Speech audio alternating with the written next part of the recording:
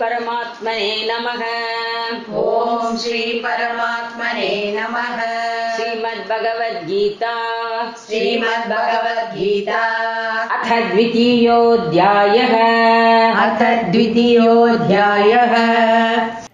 अध्याயம் 2 ஸ்லோகம் 6 न चैतद्विद्म कतरन्नो गरीयः न चैतद्विद्म कतरन्नो गरीयः न चैतद्विद्म कतरन्नो गरीयः यद्वा जयेम यदि वा नो जयेयुः यद्वा जयेम यदि वा नो जयेयुः यद्वा जयेम यदि वा नो जयेयुः यानेव हत्वा न जिजीविषामः यानेव हत्वा न जिजीवामः यानेव हत्वा न जिजीवामः ते वस्थिताः प्रमुखे दात्तराष्ट्राः ते वस्थिता प्रमुखे दात्तराष्ट्राः ते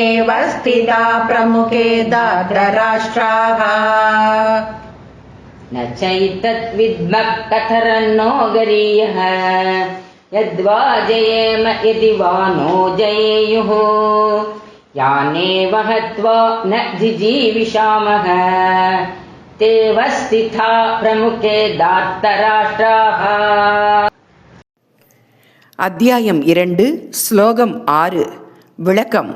அர்ஜுனன் கூறுகிறான், எது நமக்கு நல்லது என்பதையே நான் அறியவில்லை. நாம் அவர்களை வெல்வது நல்லதா அல்லது அவர்கள் நம்மை வெல்வது நல்லதா? எதுவும் எனக்கு புரியவில்லை.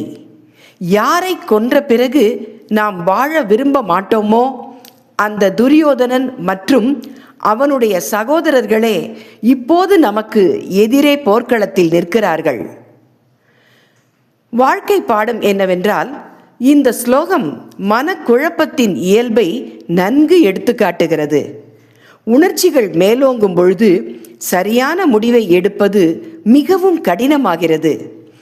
அத்தகைய நேரங்களில் அவசர முடிவுகளை எடுக்காமல் ஞானம் உடையவர்களின் ஆலோசனையையும் இறைவனின் வழிகாட்டுதலையும் நாட வேண்டும். மனம் குழம்பும் போது அல்ல, மனம் தெளிவாக இருக்கும்போதுதான் சரியான முடிவு பிறக்கும். மீண்டும் நாளை காலை அடுத்த ஸ்லோகத்தை பார்ப்போம். வணக்கம்.